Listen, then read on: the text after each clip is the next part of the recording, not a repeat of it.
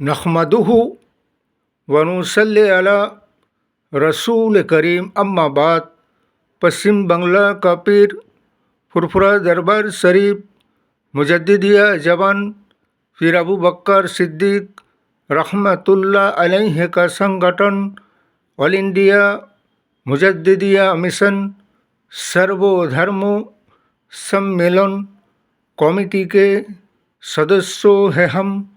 मोहम्मद आसिफ, इसके अलावा सर्व भारतीय जातीय कांग्रेस, नेशनल इंडिया गठबंधन, पश्चिम बंगला राज्य कांग्रेस कमेटी के सदस्यों हैं हम।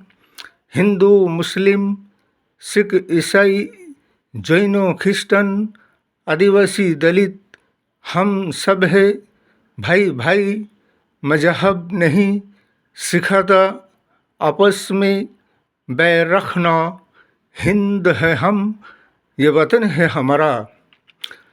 इसीलिए तो कहते हैं कि कहीं पे निगाहें और कहीं पे निशाना। अब तो ये भारतीय जनता पार्टी बीजेपी शासक दल नरेंद्र मोदी साहेब, अमित शाह साहेब, जेपी नड्डा साहेब अब तो मुसलमानों के वक्फ बोर्ड के जितने के ज़मीन जायदाद संपत्तियां हैं उन पर नज़रें जमाए बैठे हुए हैं। इसलिए कि 2014 से जब से ये भारतीय जनता पार्टी राजगद्दी और शासन में आए हैं तब से लेकर अब तक के 2025 के शासनकाल तक एक ना एक बात किसी न किसी तरीका को लेकर, किसी न किसी बात को लेकर अल्पसंख्यक मुस्लिम समुदाय के खिलाफ एक ऐसा आइन कानून बिल लेकर आते हैं जो कि मुस्लिम समुदायों के खिलाफ होता है और संविधान का खिलाफ होता है, आइन का खिलाफ होता है, कानून का खिलाफ होता है। लेकिन जब पार्लियामेंट में वक्फ बोर्ड आइन कानून संशोधन के बिल लेकर आए थे, जबकि विपक्ष के विरोधिता के लिए, और विरोधिता तो होना ही है, और विपक्ष के बगैर सहमत के उस बिल को जेपीसी के पास भेज दिया गया था।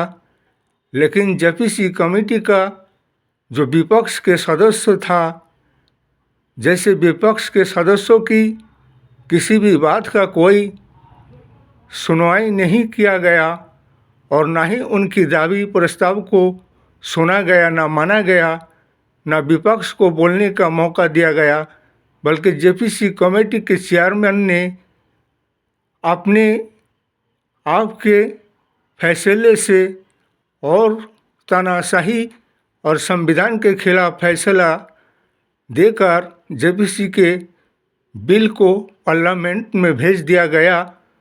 इसलिए कि वो भी विरोधी पक्ष का उसमें सहमियत नहीं, बल्कि उनकी बातों को नहीं सुना गया और उनको सस्पेंड कर दिया गया।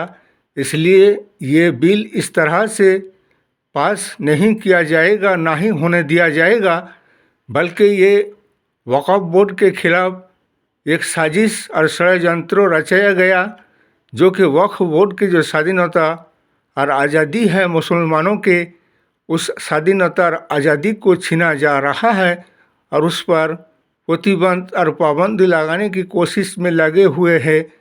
इसीलिए कि हमारे चंद्रबाबू नायडू और नीतीश कुमार, जो कि नरेंद्र मोदी को समर्थन देकर पार्लियामेंट में अपनी सरकार बनाए रखा है, उनसे ये कहना है हमारा, अगर तुम इस बिल के समर्थन में जाओगे तो मतलब ये है कि लोकतंत्र का हत्या करना होगा और संविधान के खिलाफ होगा, और तुम लोकतंत्र को बचाना चाहते हो और संविधान को बचाना चाहते हो तो इस बिल की खिलाफती और इस बिल को जिससे ना पास किया जा सके वही काम करना होगा।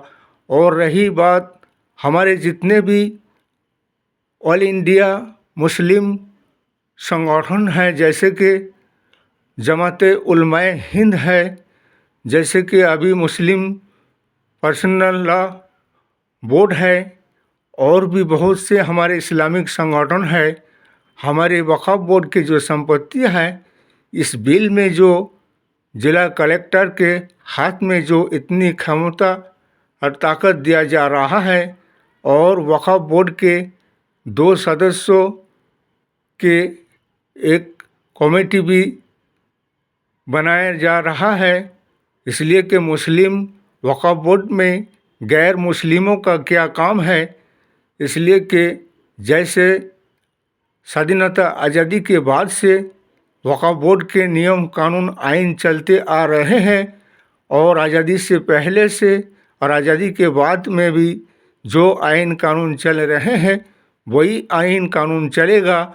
और हमारे सारे ऑल इंडिया मुस्लिम संगठनों को चाहिए इस बिल के विरोधिता करे और अपने वक्फ बोर्ड के आज़ादी और स्वाधीनता को बचाए, वरना ये जिला मजिस्ट्रेट के हाथ में अगर ये बिल पास करके मुसलमानों के संविधान के खिलाफ और उनकी आज़ादी को छीना जा रहा है।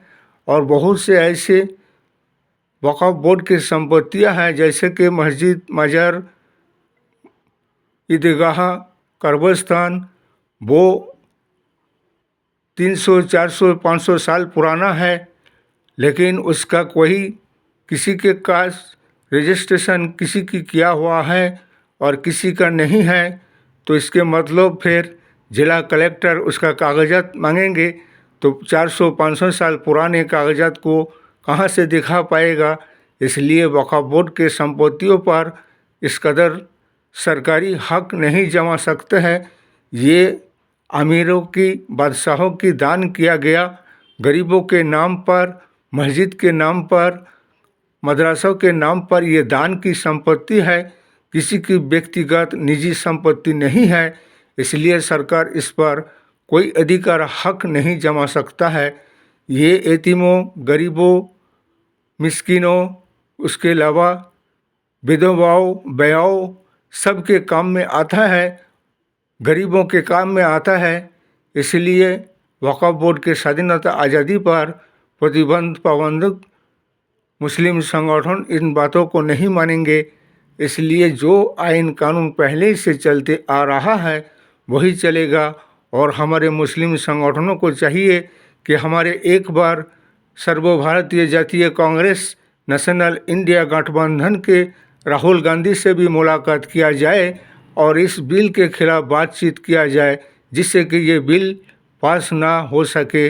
हम तो वही कहेंगे, वरना इस बिल के खिलाफ हाई कोर्ट व सुप्रीम कोर्ट में मामला मुकदमा दर्ज करना पड़ेगा बीजेपी भारतीय जनता पार्टी सरकार के खिलाफ। इस वीडियो को ज़्यादा से ज़्यादा लाइक दीजिएगा, शेयर कीजिएगा, सब्सक्राइब दीजिएगा। जय हिंद, जय भारत, मोहम्मद।